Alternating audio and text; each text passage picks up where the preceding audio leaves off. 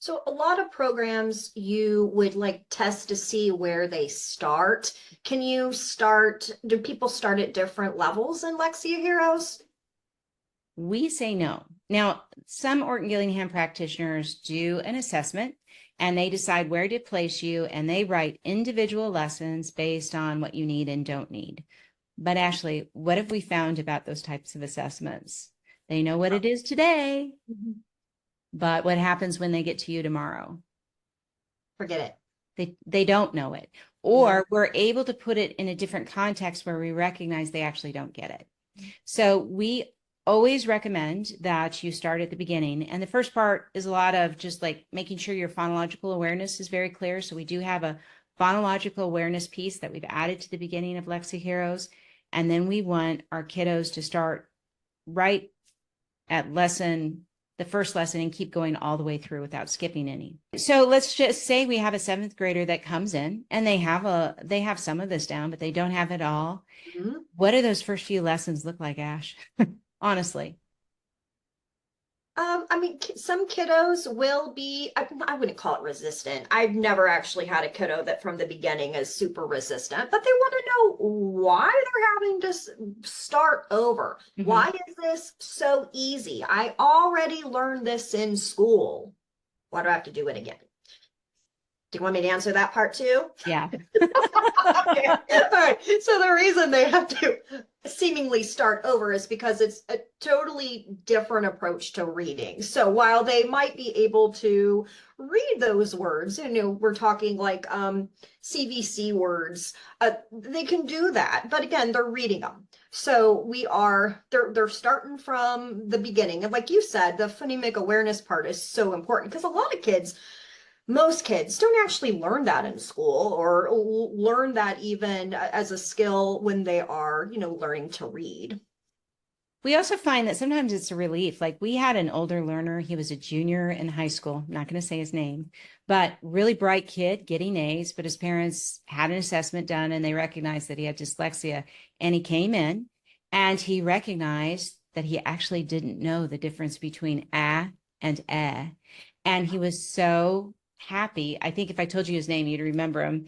But he was so relieved to finally figure that out. And he never gave us any more resistance after that because for some of these kids, it's like giving them the keys to the kingdom. I remember the first time I ever worked with Orton Gillingham and I learned the difference between when to use C and K and CK. And I was not only elated, but I also was a little angry too. Like, why did I never learn this before? Why have I always had to memorize every single word in the world that has the sound when there's actually some pretty consistent ideas that I could follow? So, Ashley, another reason that we have them start from the very beginning is because of process. It's not only making sure that you're really, really secure about the knowledge that foundational knowledge that you need with sounds and symbols and how they associate, but you're also learning these procedures that are repeated throughout the program. And the reason those are important is because we do everything with a lot of high repetition. The instructor actually doesn't have to talk that much. And it's really important that things are done precisely because of all of the repetition and accuracy that's required because we don't want bad habits. Also, when you learn these procedures and they get so much more automatic, then you're able to focus on the content. What about reading level though? Like if my kiddo's reading at a fourth grade reading level, why don't they start at a fourth grade reading level? Well, because encoding and decoding don't follow vocabulary. We teach English reading now in schools based on vocabulary, which probably can explain a lot of our issues with literacy that we have nationwide. And the encoding and decoding of the English language uh, doesn't follow vocabulary level. If you think about the word like phone, that's a really complicated word.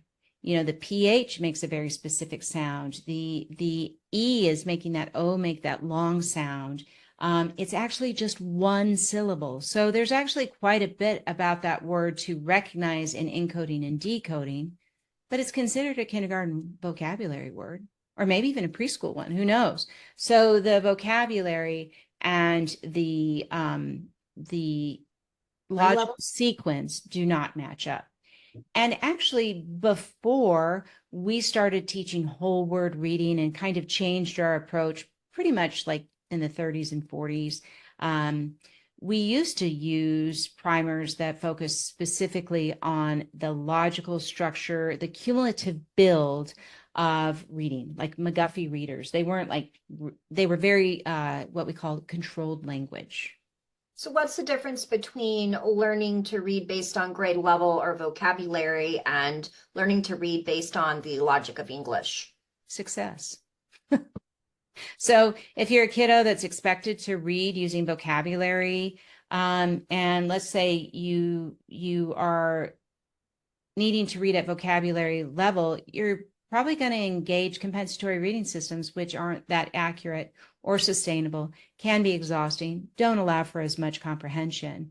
Whereas if you learn to encode and decode them accurately using language processing and sound, you kind of keep the door open for a lot longer past vocabulary grade level. So what we're doing actually is we're giving them skills that they don't fall along in vocabulary level, but they are a cumulative build that gives them access to all language, regardless of vocabulary level. So, we'll have kids that are, really, really young towards the end of the program, and they can decode very sophisticated words. They may not know what they may look like non-words to them because they don't know what they are, but they have access to English.